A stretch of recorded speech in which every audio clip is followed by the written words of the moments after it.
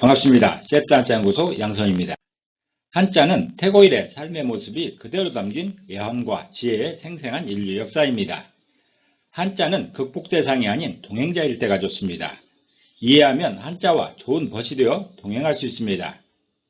여기 이해하며 동행하는 멋진 방법이 있습니다. 바로 세트 한자입니다. 오늘은 세트 한자 제143강 구불곡자에 관련된 세트 한자를 공부해 보겠습니다. 오늘 배울 글자는 한 글자의 중심자와 6글자의 관련자로 구성되어 있습니다. 먼저 배경을 살펴보겠습니다.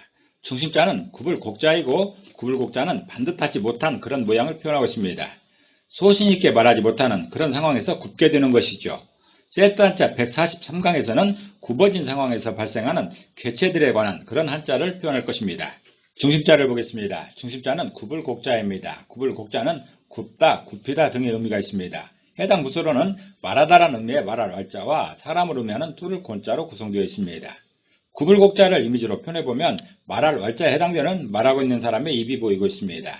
그리고 뚫을 곤자에 해당하는 말하고 있는 두 사람의 이미지가 있습니다. 이렇게 두 이미지가 결합된 모양이 구불곡자여서 구불곡자가 표현하는 굽다라는 것은 말을 할 때 두 사람을 고려하면 굽게 된다라는 그런 뜻입니다.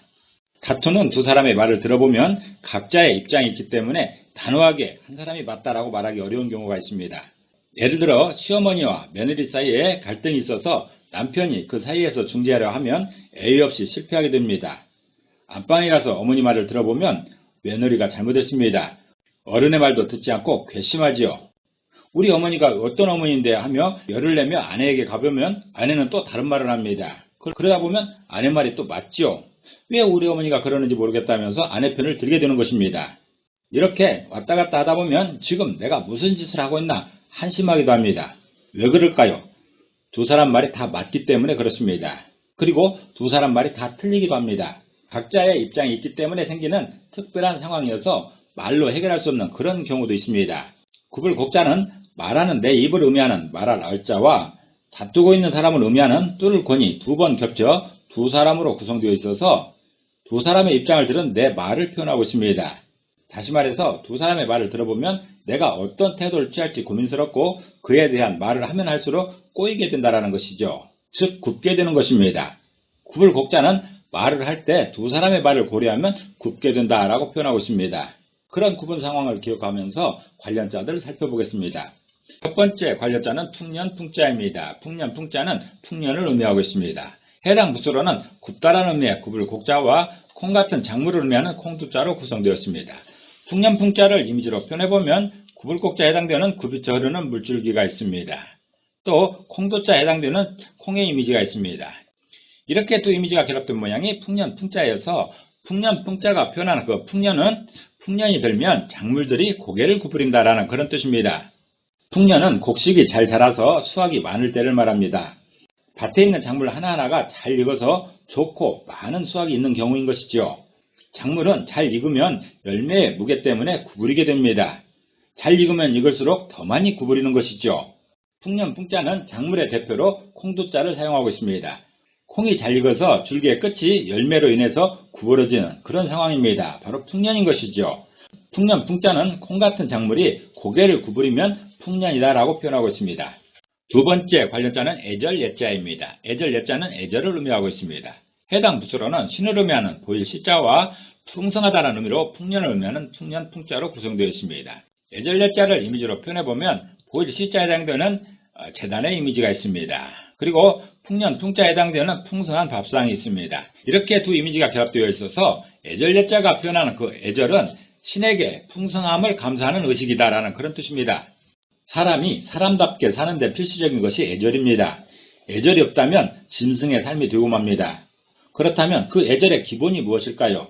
그것은 사람이 짐승보다 낮게 살 수 있는 근거에서 찾는 게 좋습니다. 양식을 안정적으로 생산하고 비축함으로 비교적 안정적인 생활이 가능할 수 있는 것이지요. 누가 그런 환경을 주었습니까? 그분에게 감사하는 것이 바로 첫째인 것이죠. 신께서 그것을 주셨다고 보고 있습니다. 애절은 거기서부터 시작하는 것입니다. 애절예는 신께서 풍성함을 주셨으니 감사하는 것이 애절이다라고 표현하고 있습니다. 세 번째 관련자는 몸체자입니다. 몸체자는 몸을 의미하고 있습니다. 해당 부수로는 뼈를 의미하는 뼈글자와 풍년을 의미하는 풍년 풍자로 구성되어 있습니다. 몸체자를 이미지로 표현해보면 뼈글자에 해당되는 뼈의 이미지가 있습니다. 그리고 풍년 풍자에 해당하는 풍성한 밥상이 있습니다. 이렇게 두 이미지가 결합된 모양이 몸체자여서 몸체자가 표현하는 그 몸은 뼈와 풍성한 살로 구성되었다라는 그런 뜻입니다. 몸의 기본은 골격, 즉 뼈입니다. 그리고 그 뼈를 감싸는 적당량의 살이 있어서 몸의 형태가 완성됩니다. 이를 나타내는 한자가 바로 몸체자입니다. 몸체자는 뼈와 풍성한 살로 몸이 구성되었다라고 표현하고 있습니다. 요즘에는 살이 많은 것에 대한 거부감이 높지만 아무리 마른 체형을 좋아한다 해도 적당량 이상의 살이 있어야 건강할 수 있습니다. 그 적당량 이상의 살을 풍년, 풍자를 사용해서 풍성하다라고 표현하고 있는 것입니다. 몸체자는 뼈와 풍성한 살로 몸이 구성되었다라고 표현하고 있습니다. 네 번째 관련자는 농사, 농자입니다. 농사, 농자는 농사를 의미하고 있습니다. 해당 부수로는 굽다란 의미의 굽을 곡자와 펴다란 의미의 펼진자로 구성되어 있습니다. 농사, 농자를 이미지로 표현해보면 굽을 곡자에 해당되는 굽이 치는 이런 물줄기가 있습니다. 또 펼진자에 해당되는 펴고 있는 이런 작업이 있습니다. 다리미로 옷을 펼치고 있습니다. 이렇게 두 이미지가 결합된 모양이 농사, 농자여서 농사, 농자가 표현하는 그 농사는 굽은 환경을 펴는 작업의 연속이다라는 그런 뜻입니다. 농사라는 말은 곡류나 과채류 등을 심고 길러서 거두는 전반적인 일을 의미하고 있습니다. 그 농사일을 함에 있어서 농부가 주로 하는 일은 무엇일까요?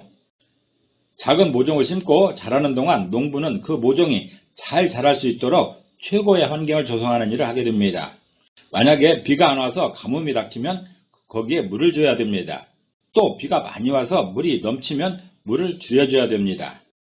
너무 더우면 온도를 낮춰야 되고 또 추우면 온도를 올려주는 그런 작업도 해야 되는 것이죠.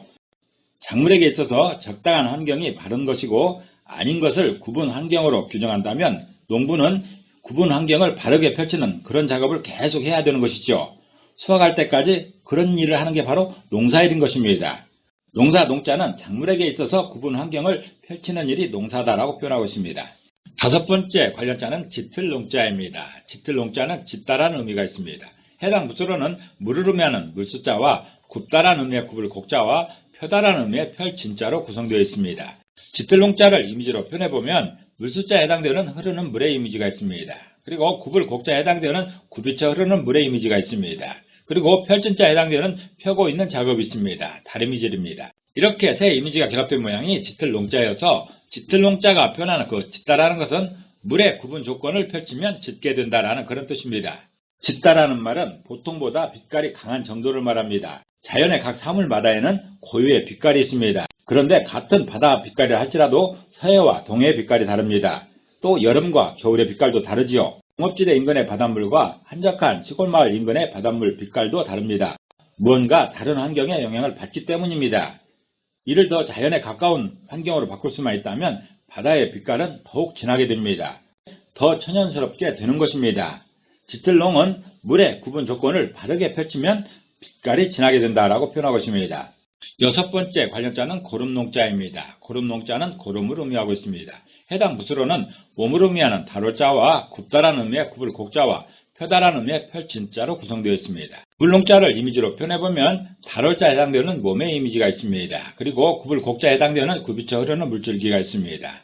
또 펼진자에 해당되는 펴고 있는 작업의 이미지가 있습니다. 이렇게 세 이미지가 결합된 모양이 고름농자여서 고름농자가 표현하는 그 고름은 몸의 구분 조건을 펼치는 과정에서 고름이 생긴다라는 그런 뜻입니다. 고름은 몸 안의 병균 때문에 염증을 일으켜서 피부나 조직이 썩어 생긴 액체를 말하고 있습니다.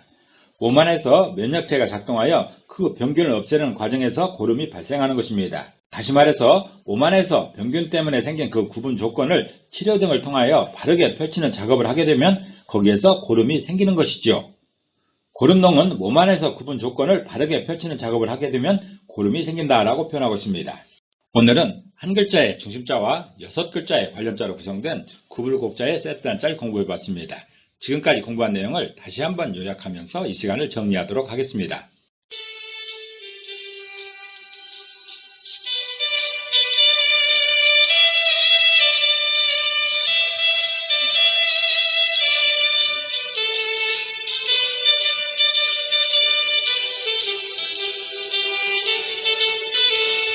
한자는 뜻글자입니다. 그래서 모든 한자에 한획의 의미가 있습니다. 그렇지만 그 의미에 대단한 비밀이 있는 것은 아니고 우리들의 상식에 기반하고 있습니다. 우리들의 상식에 기반하여 이해하고 설명하는 한자 세트 한자였습니다. 감사합니다.